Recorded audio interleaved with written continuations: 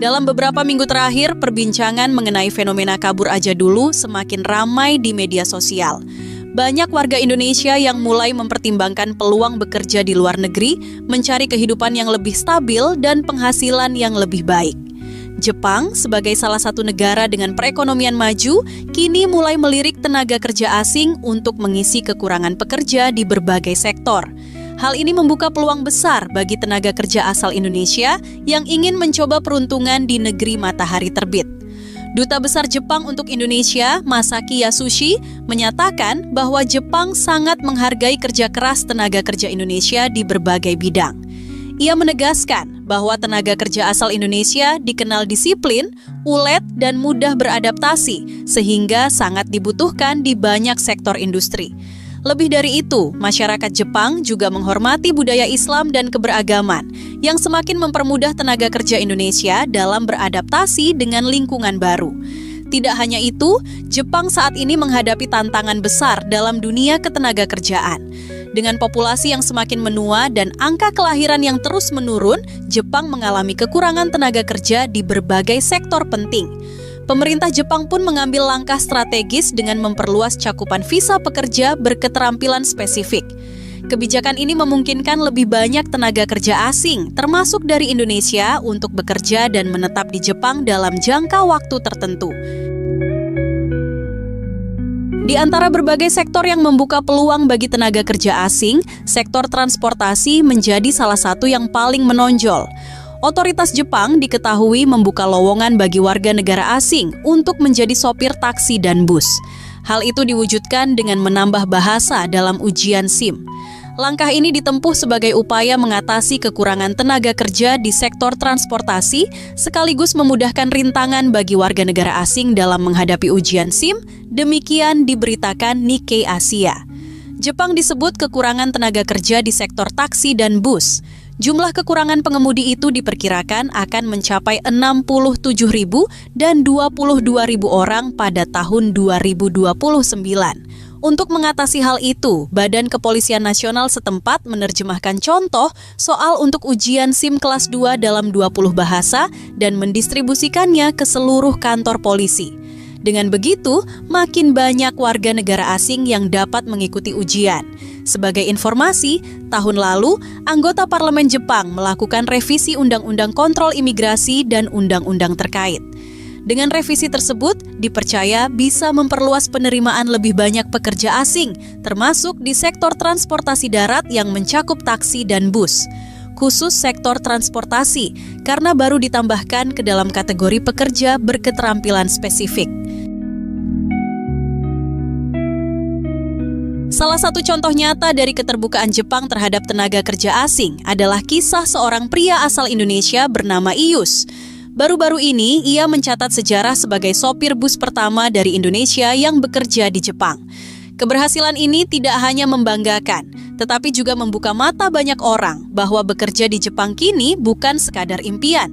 Ius pertama kali menginjakan kaki di Jepang pada tahun 2013.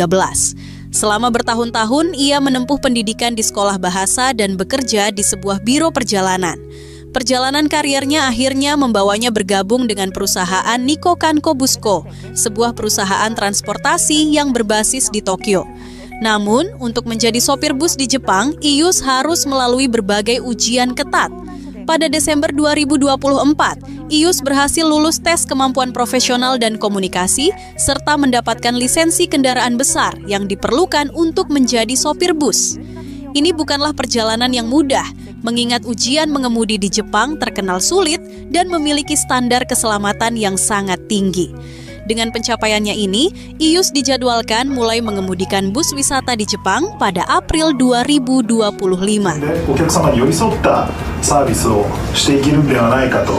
Dalam konferensi pers di Okayama pada awal Februari, Ius tidak bisa menyembunyikan kebahagiaannya. Ia menyebut keberhasilan ini sebagai mimpi yang menjadi kenyataan dan berharap bisa mengenalkan tempat-tempat wisata di Jepang kepada lebih banyak orang. 安全運転、快適なサービス、お客様に差し上げます。これからもよろしくお願いいたします。 Tidak dapat dipungkiri, bekerja di Jepang memang menawarkan prospek yang menarik, terutama dari segi penghasilan. Berdasarkan data dari Economic Research Institute, rata-rata gaji seorang sopir bus di Jepang mencapai 37,5 juta rupiah per bulan atau 450 juta rupiah per tahun. Gaji tersebut belum termasuk bonus dan tunjangan tambahan yang mungkin diberikan oleh perusahaan. Dengan standar hidup yang tinggi di Jepang, angka tersebut tentu menarik bagi banyak orang yang ingin meningkatkan taraf hidup mereka. Belum lagi, bekerja di Jepang seringkali disertai dengan fasilitas yang cukup baik, termasuk asuransi kesehatan dan tunjangan pensiun. Namun, peluang kerja di Jepang tidak hanya terbuka bagi sopir bus. Jepang juga membuka pintu bagi tenaga kerja asing di berbagai sektor lainnya. Salah satu sektor yang paling membutuhkan tenaga kerja adalah kesehatan, khususnya perawat dan caregiver yang bertugas merawat lansia. Dengan populasi yang menua, Jepang sangat membutuhkan tenaga kerja di bidang ini dengan gaji berkisar antara 376 juta rupiah hingga 484 juta rupiah per tahun. Selain itu, sektor manufaktur juga menawarkan peluang besar bagi tenaga kerja Indonesia. Banyak perusahaan di Jepang yang merekrut tenaga kerja untuk bekerja di pabrik elektronik, otomotif, hingga industri makanan. Gaji yang ditawarkan di sektor ini berkisar antara 268 juta hingga 376 juta rupiah per tahun. Di bidang pertanian dan perikanan, Jepang juga mengalami kekurangan tenaga kerja yang cukup serius. Oleh karena itu, sektor ini mulai terbuka bagi tenaga asing, termasuk dari Indonesia. Gaji di sektor ini berkisar antara 236 juta rupiah hingga 322 juta rupiah per tahun. Industri jasa dan pariwisata juga menjadi sektor yang semakin berkembang, terutama dengan meningkatnya jumlah wisatawan internasional yang datang ke Jepang. Dengan tingginya permintaan tenaga kerja di bidang perhotelan, restoran, serta pemandu wisata, pekerja asing memiliki kesempatan besar untuk berkarir di sektor ini dengan gaji berkisar antara 268 juta hingga 376 juta rupiah per tahun. Sebelum berangkat pergi ke Jepang, sebaiknya kita harus mempersiapkan diri dengan matang. Bekerja di Jepang juga memiliki beberapa tantangan tersendiri. Selain harus menguasai bahasa Jepang untuk komunikasi sehari-hari, calon pekerja juga harus memahami budaya kerja di Jepang yang terkenal dengan kedisiplinan tinggi. Bekerja di Jepang berarti harus siap untuk beradaptasi dengan aturan yang ketat, serta standar profesionalisme yang tinggi. Namun, meskipun banyak tantangan yang harus dihadapi, Jepang tetap menjadi salah satu destinasi paling menjanjikan bagi tenaga kerja Indonesia dengan berbagai sektor yang siap menampung tenaga asing dalam jumlah besar. Keberhasilan IUS dalam sektor yang membutuhkan keahlian khusus adalah bukti nyata bahwa kerja keras dan kegigihan bisa membawa seseorang mencapai hal yang tampaknya mustahil.